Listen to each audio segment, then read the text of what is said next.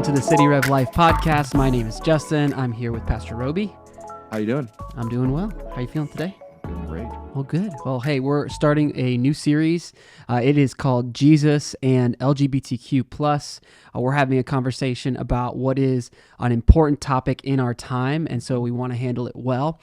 And so over the course of the next several episodes of the City Rev Life podcast, we're going to be working through this. And so, Robey, why don't you kind of just frame and set up for us how we're going to approach this conversation and how it relates really to the other conversations that are going to come. Yeah, absolutely. So, our church, City Rev, we love our city. We love people.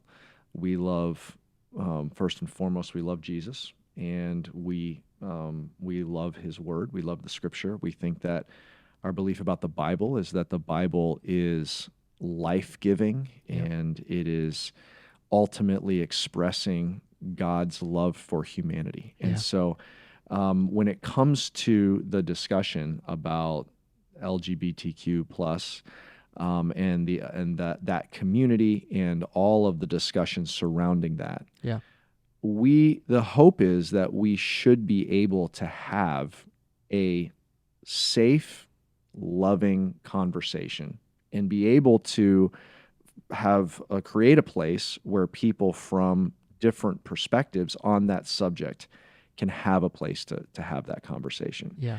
And so our hope through this series is several things. And this first episode is really kind of an introduction to that, to kind of set the tone.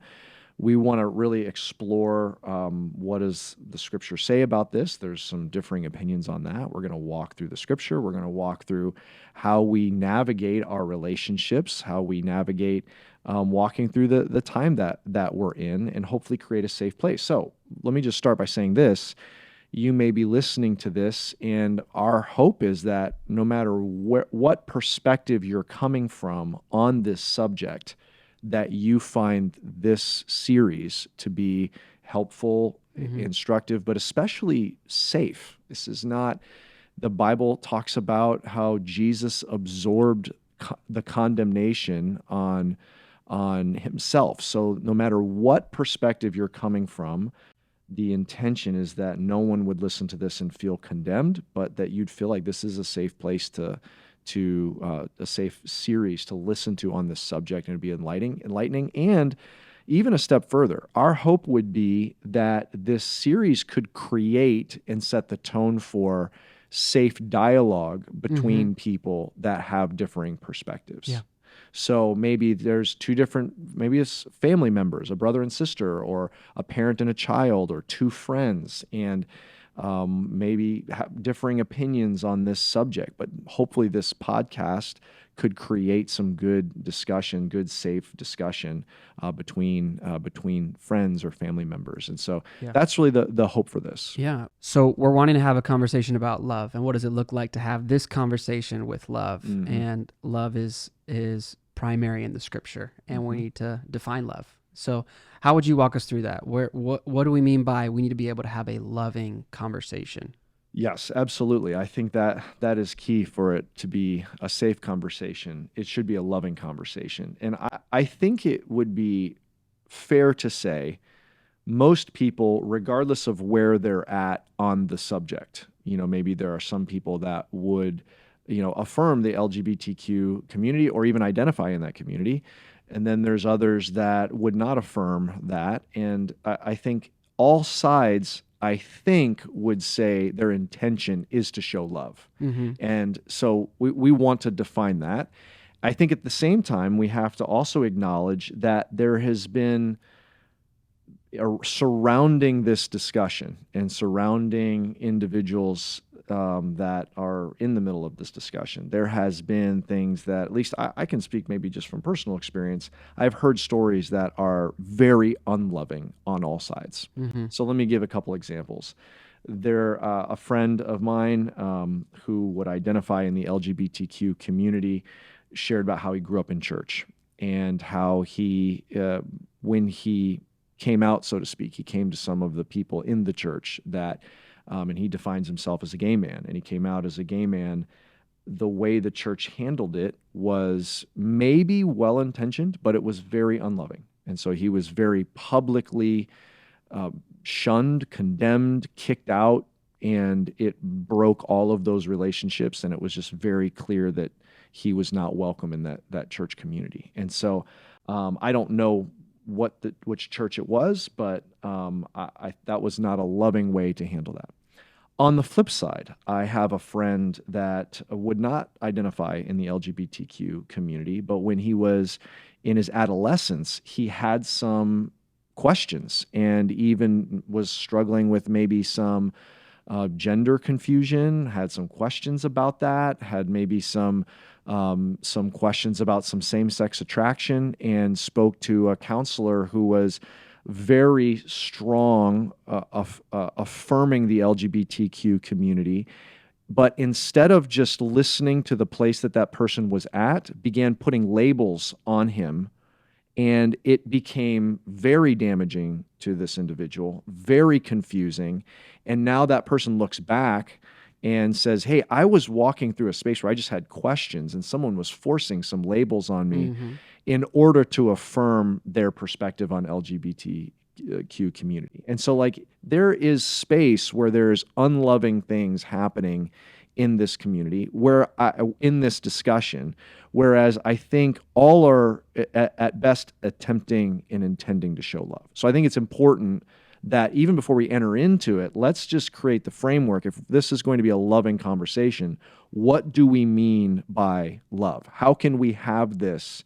How can we disagree? How can we talk through it and show love? Yeah. And I think that one of the ways we talk past each other is we have different understandings of what is meant by love. What does love actually look like in our lived experience, in our relationships, and in real life? And so let's go there. Let's define it. How would you define love?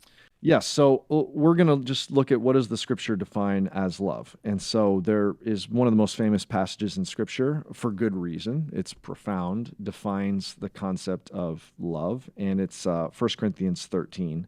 So let's just walk through this passage. Let me read this. It says this: if I speak in the tongues of men and of angels, but have not love, I am a noisy gong or a clanging cymbal. If I have prophetic powers and understand all mysteries and all knowledge, and if I have all faith so as to remove mountains but have not love, I am nothing. If I give away all I have, and if I deliver up my body to be burned but have not love, I gain nothing. Let's just pause there for a second. There's another section that we'll read. In this passage in the Bible, God's description of what it means to be loving is super dramatic. Basically says, like, he basically highlights three of the most spiritually impressive things you could possibly do, like modern or historic, right? And says without love, they are absolutely worthless. Yeah. And so, for example, he talks about if I give away all I have, like someone who, like everything they have, sell all their possessions and give it away. If someone is to the point where they are a martyr, they give themselves, their body to be burned. So like someone, first of all, it's instructive that Paul is insinuating that it's even possible to do those things. Without outside love. of love, right? Absolutely. Sure. It's possible to be very spiritually fervent to the point of being willing to be martyred for something, and not have love. Yeah. Fueled with pride, fueled with self-centeredness, self-righteousness. Exactly. There's a lot of things. It can be possible to give away all that you have. Now, this is an interesting one. It's possible to give away all that you have, like sell your possessions and impoverish yourself to get to, and not have love. And there's incredible, what would appear to be selfless things that someone can do, but it may again be coming out of trying to prove themselves to be something, trying to demonstrate, prove to themselves that they're something. Wanting glory and wanting recognition, but it's not loving. And then those things are worthless, it says, according to this, without love.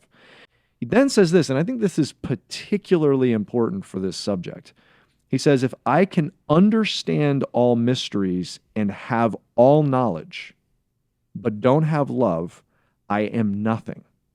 And so a lot of times when we come into difficult, challenging discussions, and this is, I think, true on all sides of this discussion, what we can hold up is like, well, I know the truth And if I know the truth, then I have license to handle that truth unlovingly. Mm-hmm.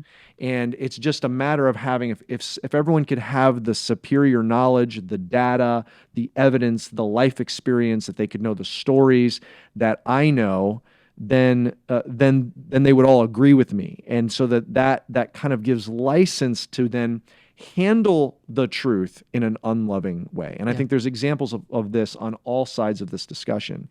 But the scripture says, without love, even having all knowledge and understanding all mysteries. Like that's a big statement. There's nothing left a mystery to someone, but if they have love, they are nothing. And so the centrality of love is absolutely vital. It is the DNA of someone who is born of God, according to 1 John. Right. That is the family attribute of someone who belongs to God, is that they show love. Right. So I'm hearing you say these first few verses in 1 Corinthians 13 make it clear love is central. It's at the core.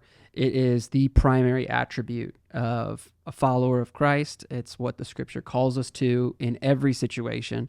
And so then let's keep reading and nail down for us, what is love? Yes. Define it. Love is not, it's not the antithesis of truth. Truth and love are not mutually exclusive. Truth and love go together. What's profound here is that I think Paul is challenging us to lead out with love, and that love is where we lead off. So what does that mean? Let's keep going. What then does love look like? Listen to this description. It's really beautiful. He says, love is patient and kind. Love does not envy or boast. It is not arrogant or rude. It does not insist on its own way. It is not irritable or resentful. It does not rejoice at wrongdoing, but rejoices with the truth. Love bears all things, believes all things, hopes all things, endures all things. Love never ends.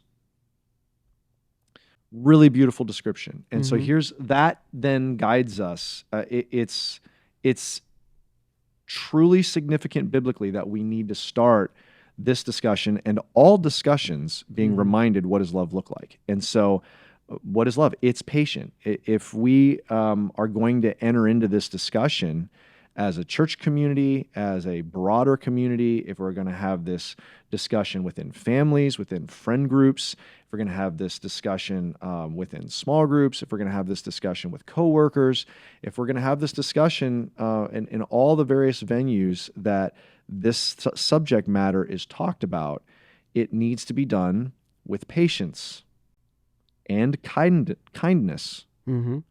It cannot be done with arrogance. There is never license to be rude. This subject matter is not a punchline. It's on either side. It's not a discussion for name calling. There's no space for rudeness. It's not irritable and resentful. At the same time, love will never rejoice in wrongdoing. It will always lift up the truth. That's loving. Love always bears all things. I love how this ends. It bears all things, believes all things, hopes all things.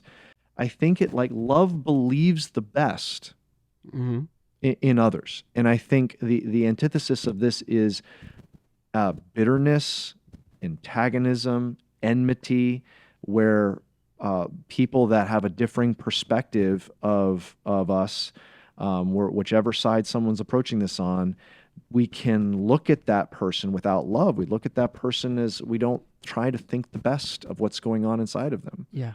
But love believes all things, hopes all things, love endures all things, and love is consistent. There's no end to how love operates. Yeah. So this gives us this is what this discussion is supposed to look like.